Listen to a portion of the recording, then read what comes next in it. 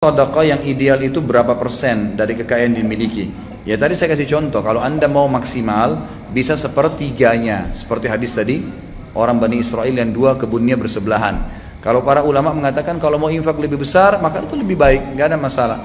Tapi memang Allah SWT mengatakan wala tusrifu, gitu kan? Wa kana baina dzalika qawama. Allah mengatakan dalam ayat yang lain. Jadi orang-orang yang berinfak itu tidak berlebih-lebihan. Ya, tidak berlebihan, artinya memang dia berinfak dan dia tahu juga ada sesuatu yang dia bisa gunakan untuk kebutuhannya.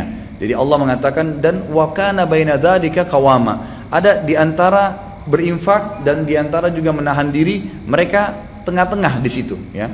Berada di tengah-tengah. Itu yang dimaksud.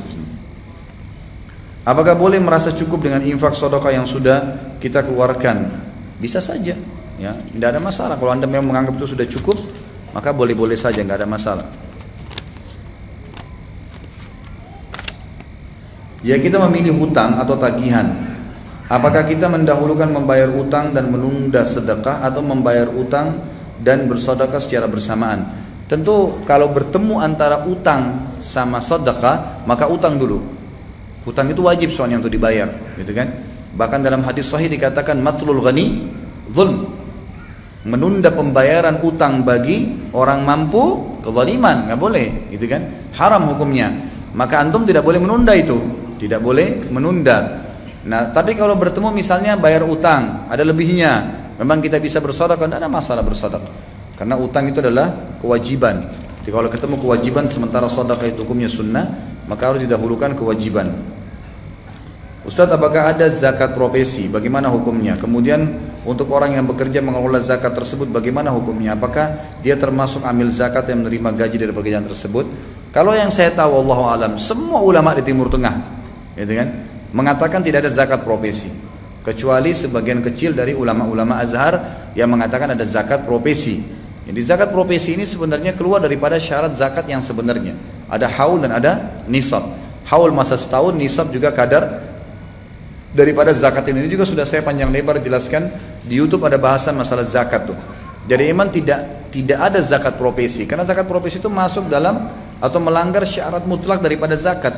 Seorang pegawai gajinya 5 juta per bulan, langsung diakumulasi setahun 60 juta kena 12 bulan.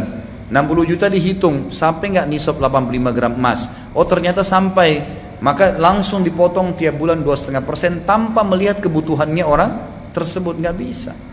Ya, gitu. Karena zakat itu dikeluarkan adalah sesuatu yang lebih daripada kebutuhan dia, itu baru zakat. Ya, kalau ada orang gaji 5 juta, setiap bulan memang pengeluaran dia 5 juta pas, berarti tiba haul nggak ada zakat dia. Bahkan ulama merincikan dari 8 golongan yang terima zakat, fakir dan miskin, golongan pertama dan kedua. Indonesia kadang-kadang digabungin nih, padahal sebenarnya berbeda ya. Fakir itu adalah orang yang tidak tahu mau makan apa hari itu, apalagi besok, itu fakir. Kalau orang miskin, orang yang punya pendapatan, tahu makan apa tapi pas-pasan. Jadi pegawai itu yang hidupnya pas-pasan masuk dalam kategori miskin yang bisa menerima zakat. Jadi pimpinan perusahaan itu bisa memberikan kepada stafnya, kalau dianggap pada stafnya memang kurang, gitu kan? 2 juta gajinya tapi hidupnya biasa utang sama orang sampai 2,5 juta, belum bayar sekolahnya, listrik rumahnya, belum ini, belum itu. Dia berhak menerima masalah itu. Dia berhak menerima masalah itu. Bagaimana infak bagi wanita yang hanya ibu rumah tangga? Apakah nafkah hanya terbatas pada materi? Tentu saja tidak, infak saja. Tapi memang ada tadi pertanyaan yang belum saya jawab. Kalau ibu-ibu diberikan nafkah oleh suaminya, harta itu dari suami, kemudian misalnya tiap bulan 3 juta ya buat belanja di rumah, ya. Kemudian ibu ada lebih, lalu ibu nabung, itu berarti masih terhitung uangnya suami walaupun dikasih.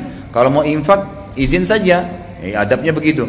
Tapi kalau uang ibu pribadi, misal memang uang warisan, uang tabungan, uang bisnis yang memang tidak ada hubungannya sama suami, maka itu boleh ibu infakkan walaupun tidak pamit dengan suami, karena itu hak ada, tidak ada masalah itu. Jadi berinfaklah dan berinfak semampunya. Kalau tidak bisa dengan uang, dengan materi, bisa dengan yang lain, tidak ada masalah. Pakaian, bukankah tadi ada riwayat sahabiat ya gitu, yang bagaimana mereka mengumpulkan ada cincin, ada kalung, ada ini, ada itu macam-macam. Ya. Ada yang pernah berinfak dengan kain-kain apa saja. Mereka berinfak, ada yang tadi membawa makanan, kurma. Ya itu juga semua termasuk infak di jalan Allah Subhanahu wa taala.